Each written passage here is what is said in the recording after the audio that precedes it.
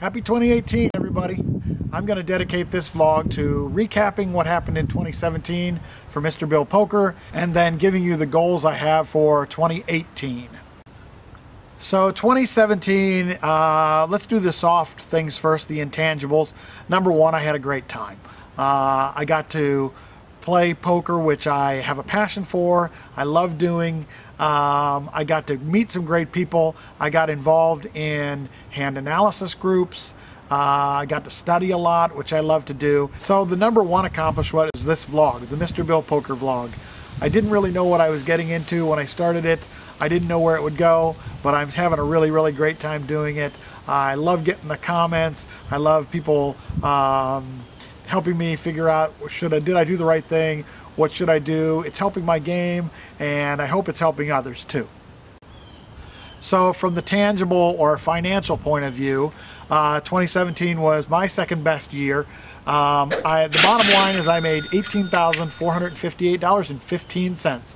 Of that, tournaments was $11,944 and cash was $6,514.15. So we'll go over the tournaments first.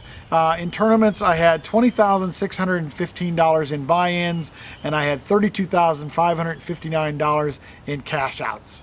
My two biggest cashes were, I came in 44th place out of 53.89 at the World Series of Poker Seniors event. And what did I cash for? $12,514 was the net on that one. And then at the WinStar River Tournament Series, I played in the $500 bounty, and I actually chopped with only 3 of us left, and a net profit on that one of $4,650. My two biggest non-cashes this year were the WinStar River main event, $2,500, and then the World Series of Poker circuit at Choctaw's main event, where it was $1,675, and I failed to cash in that one also. The cash game in 2017 for me was kind of a disappointment. I made $6,514.15. Live was $59.05, 25. Online, which I only played for about 15 hours, was $608.90. I don't really trust the online, so I much prefer live. Live, I played 135 days, specific dates, 414.75 hours, and my average rate was $14.25 per hour. So you can see in the chart that I have up there, my 1-2, 1-3, 2-5, and Omaha 125 buy-ins, cash outs, number of hours I played, and rate. I played so much 1-2 because that's what we play at my league, and I play every single week. So after the tournament, we play a 1-2 cash game. When I go to the casinos, I play 2-5. Sometimes I'll play 1-3 when I'm waiting for a 2-5 game. That's why there's not very many hours there. So primarily, I play 1-2 at my league, 2-5 in the casinos. So let's check in on one of the biggest cash hands that I played in 2017. So this hand was played at the World Series of Poker tour in Choctaw. It was a 2-5 game. The person I played against, his name was Alice. She's 26 years old. She's a semi-regular at WinStar. I've played against her before. She's a very good player. She plays mostly good hands, but she's definitely a thinking player and can mix in the occasional bluff, or she can shove when she has the nuts. She's just a good player. In fact, 2 days after this hand, Alice actually won a World Series of Poker circuit ring by winning the Choctaw ladies event. There's a poker vlog dedicated to her win from the Haslet Poker House. I'll put a link to that in the comments. So I have $1,700. Alice covers me on this hand, and she has $3,000. So Alice opens under the gun to $20. I'm in middle position 1. I have pocket aces. Yay! I raise to 65. Both of the blinds fold, and it comes back to Alice, and she makes the call. So the flop was King of Hearts, 6 of Clubs, 7 of Spades. Alice checked to me, and I bet very small. I bet 50, and she called. I wanted to make sure that I wanted her to call at this point. I know I'm ahead. So the turn is the 5 of spades, and Alice checks to me again, and this time I bet 85. Alice raises me to 300. So once she does that, then this is really the point of decision for me. I know that if I call this, then on the river it's going to probably cost anywhere from 500 to all in, depending on the card. So right now is my decision point. So realistically, I'm not beat by very many hands here. So I have put her on a range as shown in the Pro Poker Tools, based on her actions pre-flop, on the flop, and now on the turn. So based on the range that I give to her, I'm about a 78-22% favorite. Now, of course, I don't do these calculations real time. I've done them after the fact. But in my head, I knew of some of the combinations that she could have that she definitely would not have. For example, she doesn't have pocket kings here. She would have re-raised me pre-flop. She doesn't have pocket aces like I do. So on real time, I figured I was about actually thought I was probably about an 80% favorite. After I did the numbers, it turned out I was 78. Pretty close. So given the numbers that I did, I thought that I was still ahead. I made the call. So the river is the 3 of clubs, and Alice goes in the tank for quite a long time. She then asks me, how many $100 bills do I have? At the Choctaw World Series of Poker, you can play cash on the table as long as they're $100 bills. I told her that I had 12, and she thought for quite a long time again. So Alice puts out a bet of $750. So I really didn't have to think very long. I had already made my decision on the turn that unless a king came, I was absolutely calling. In fact, even if a king had come, I may have still called. I don't know. It would have been a much, much, much more difficult decision because on the range I gave her, there's a lot of kings. When I called, Alice looked like she'd been punched in the gut, so I knew I was good. She turned over pocket tens, and my aces scooped the pot.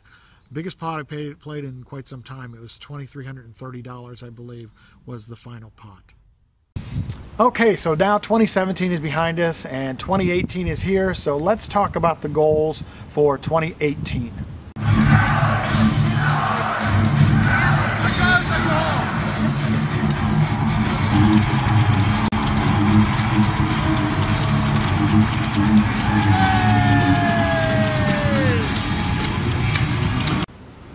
Okay, the first goal is this poker vlog, Mr. Bill Poker. I want to obviously continue this in 2018. I'm having a great time doing it. I'd like to put out content once a week, and that's what I've been doing so far.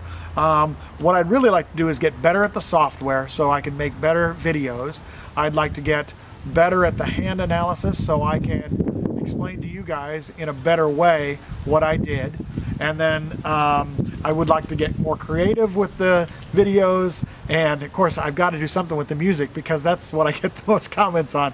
I'm not a young guy anymore, so I think I need help from my kiddos who are both in college to help me with the music.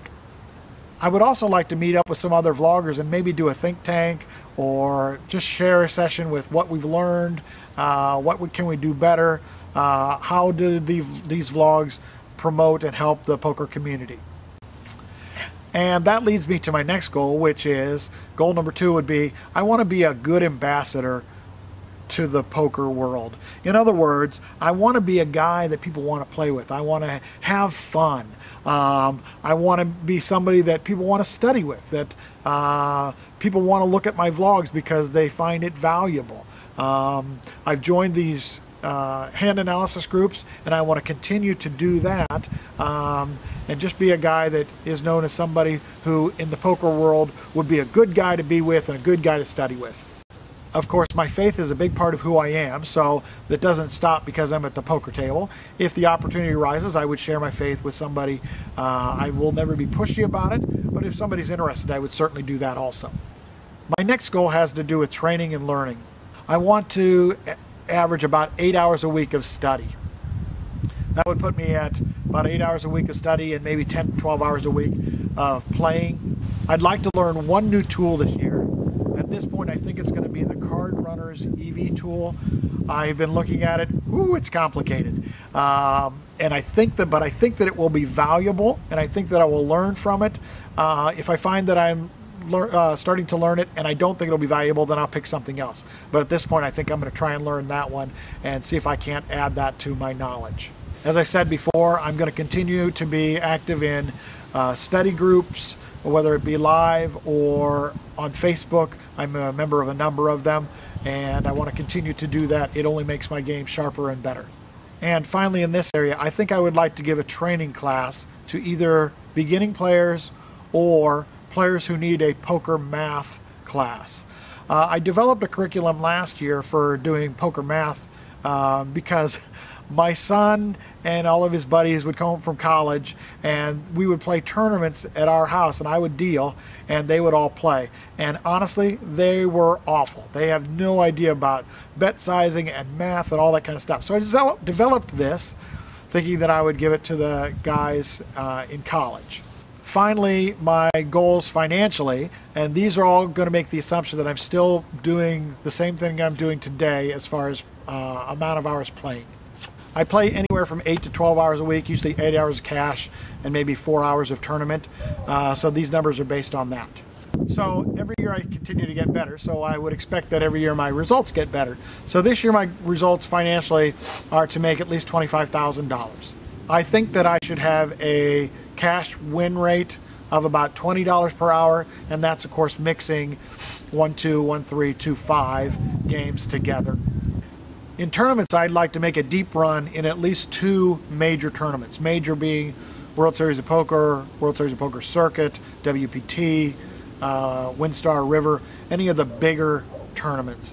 I only play in about 6 tournaments a year, so that's 33%. If I end up playing in 10 tournaments or 9 tournaments, then I would expect to go deep in maybe 3 of them. That's my goal anyways. If you have any ideas for what I should or shouldn't do on my vlog, I would love to hear those. I want this vlog to be something that is helpful for others, helpful for myself. I still want it to be fun. I like to have everything that I do in this in the poker world to be fun if I can do it. Okay, you guys, thanks for watching the Mr. Bill Poker vlog, and you guys have a great 2018, just like I'm going to. See you later. Bye.